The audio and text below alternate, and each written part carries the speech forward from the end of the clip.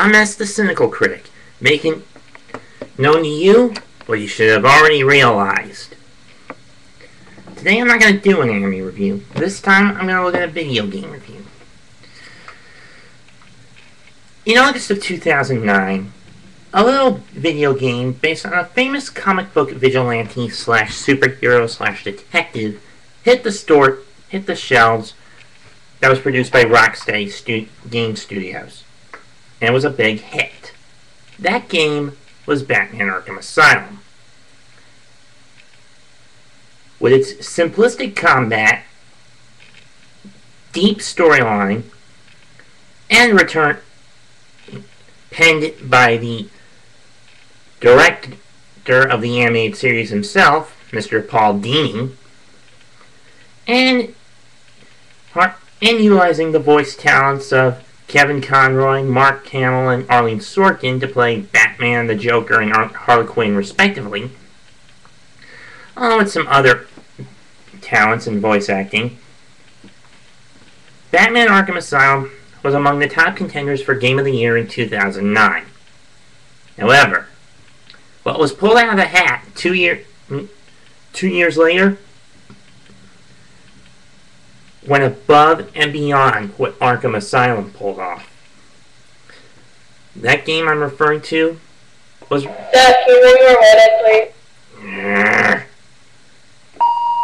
Could you give me a minute? Was this one. Batman Arkham City. I'm not going to spoil much since I haven't beaten the game yet. But basically the plot is this. It's about 6 to 18 months after the events of Arkham Asylum. Quincy Sharp, former warden of Arkham Asylum, is now Mayor Sharp. And he's now pretty much bought off a section of Gotham's northern slums and turned it into a super prison. And thrown every inmate from Arkham Asylum and Blackgate Correctional Facility into this super prison called Arkham City, and put the mysterious psychiatrist Dr. Hugo Strange in charge of the place. With the only rule being that if you try to leave the city, and you're going to get gunned down by Tiger Guards, which is a mercenary corps hired by Strange to serve as the security force.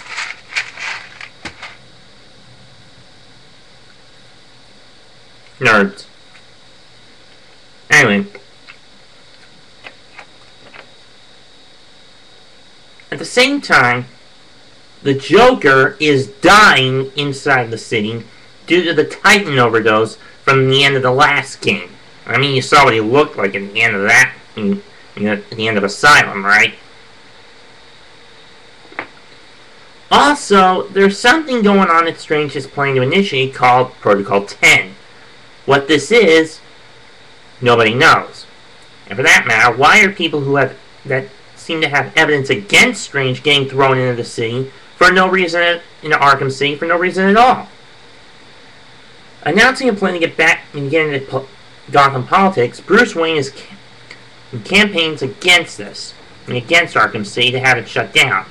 Unfortunately, he gets captured by Strange, who pretty much rubs it in his face that he knows, rubs it in Bruce's face that he knows that Bruce Wayne's Batman. Which makes logical sense. This is supposed to be said as the first time Strange and Batman ever crossed paths, so it's logical to assume that from the shadows, Strange had deduced Batman's identity. And what I find weird is that he's the only villain in the continuity of the Batman universe to have ever deduced the Dark Knight detective's identity. But in any case, back to the Joker subplot.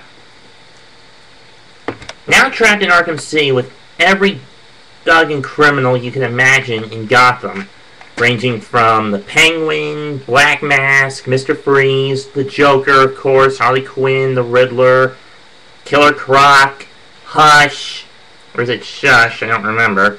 Ra's al Ghul,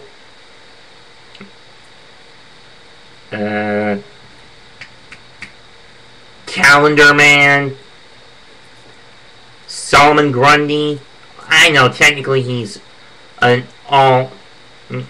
he's a more versatile character in terms of a superhero's rogues gallery, but Penguin somehow managed to get him in pull him, drag him to Arkham and have him put down in the basement of the Iceberg Lounge or something. Bane, Killer Croc, though I'd rather not cross him again.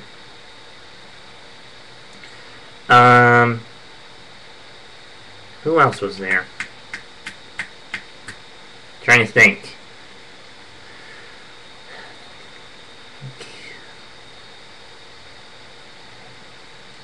And I think that's a... Oh, and Catwoman, but if you get the game new, you can play as her for... There are a few parts where you can play as her and come across Two-Face and Poison Ivy. I mean, early on, Batman gets poisoned with a sample of the Joker's blood getting forcefully breathed into his system, forced down his throat by the Joker. Now, Batman's got to race against the clock, not just to stop Protocol 10, but find a cure for both the Joker and himself. But find a cure for the blood poisoning, inflicting both him, both the Joker, and himself. Now, graphic-wise, this game is above, matches or at least surpasses that of what Asylum put before us. Gameplay-wise, whereas Arkham Asylum was more linear and more of a Metroid pace, this one is more, Arkham City is more non-linear and plays out with more of a Legend of Zelda-esque pace. There's a whole lot of stuff to do, thugs to beat up, riddle puzzles to crack, hostages to save, Titan containers to smash.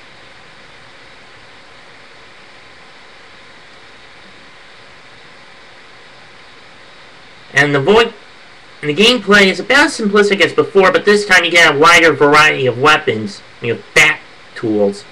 You have bat tools and weapons and versatility out of the arsenal. Like you can control the speed of the remote control of the RC Batarang. And you can make it U-turn. You get a reverse Batarang, whatever that means.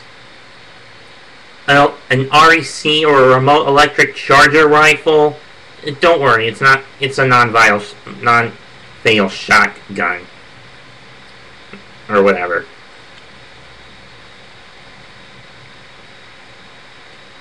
A disruptor, or to take out, to render guys who have thugs with guns useless.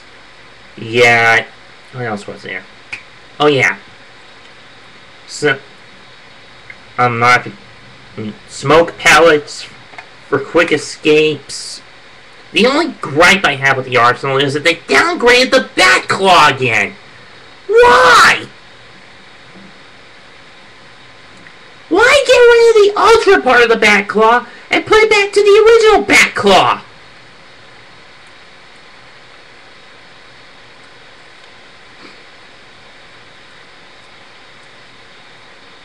Honestly, the Ultra Batclaw was very handy later on in Arkham Asylum. They could have put it in Arkham City, but no. They don't stick it in there. With Catwoman, her arsenal's a little more compact, more minimal since she doesn't have much. She's got a whip, bows, caltrops, and her claws. And she has her own way of getting around the city. Voice acting is pretty good. Has a lot of veterans from anime and Americanized animated cartoon media, specifically for English dub anyway. You get the likes of Nolan North, Corey Burton,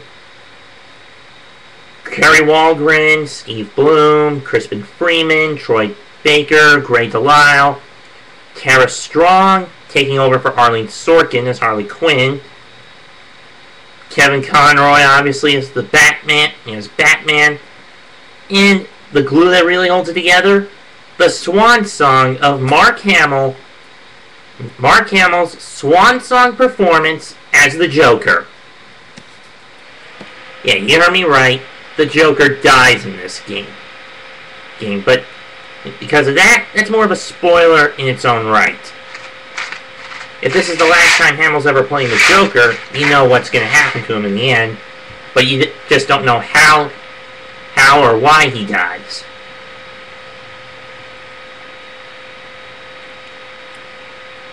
But trust me, you're going to want to try and get through some of the side missions before you go to continue with the main story.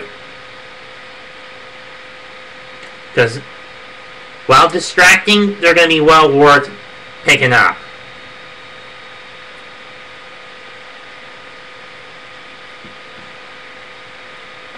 So bottom line,